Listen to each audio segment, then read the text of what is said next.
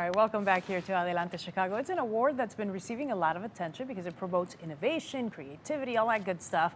The honor is being bestowed on a neighborhood as well, or a business. Some of our popular Latino neighborhoods are being encouraged to apply, and joining us to explain a little bit more about this is the executive director of the Chicago Innovation Awards. There he is, Luke Tannen. Welcome. Thank you for coming in. Thank you for having me. All right, this is a cool thing that you said it's been going on for about 15 years, but this is the first time that you actually bring in the neighborhoods and some of these small businesses that we normally wouldn't hear about, right? Exactly. So Chicago really is a city of neighborhoods, and we want to encourage as many neighborhoods and the small businesses within them to apply for this year's Chicago Innovation Awards, which is to celebrate small companies and also large companies that have new products or services that are solving needs and creating new value in some unique sort of way.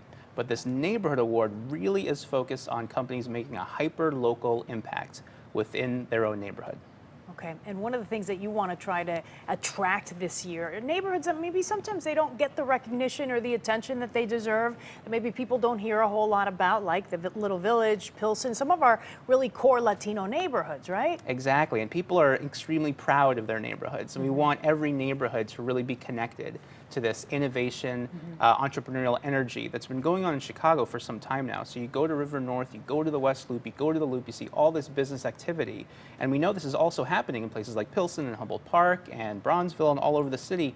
But we want to really embrace it more than we have in the past and encourage organizations in those neighborhoods to participate. Yeah, and that's interesting that you say this because it wasn't long ago that we saw this big article on cranes where Little Village, for example, the corridor there is one of the top tax revenue generators for the city of Chicago. So, I mean, there is activity and there is business going on in that area. Are there things that you're looking for, though, aside from that? You think of innovation as tech industries, right? And that's not necessarily what you want. Exactly, yeah. It's sort of a misconception. People think that innovation equals tech or innovation equals entrepreneurship. Well, innovation can be high tech, it could be low tech, it could be a sexy industry, it could be a non-sexy industry. But it's all about creating new value for your customers. And so really what we're looking for is any kind of organization. It could be a nonprofit, for example. It could be an organization that's converting a parking lot into a community garden.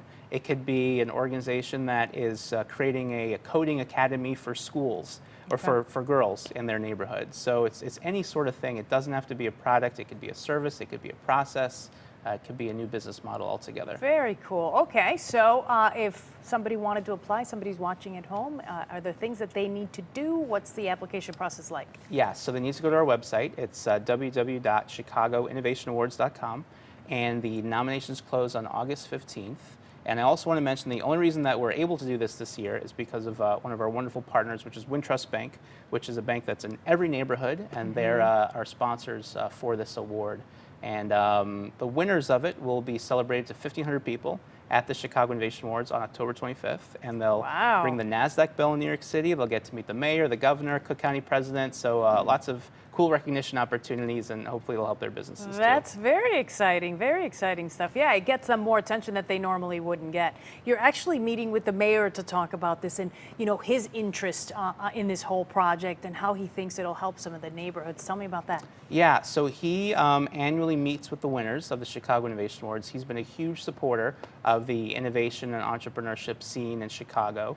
And he, like others, know that innovation, there's a direct correlation to economic growth for the city. And so, for example, last year's nominees, we had 535 of them. And altogether, they generated $2.2 billion. Billion I was with about a B. to say million, but then I remembered it was billion. Yeah. And they also created 18,705 jobs. So we know that companies that take the risk to innovate, there's a big reward, and the reward could be for a community as well. And that's what this award's hoping to celebrate too. All right, wonderful. Thank you so much for coming in, Luke. Again, the information, let's get it up on our screen.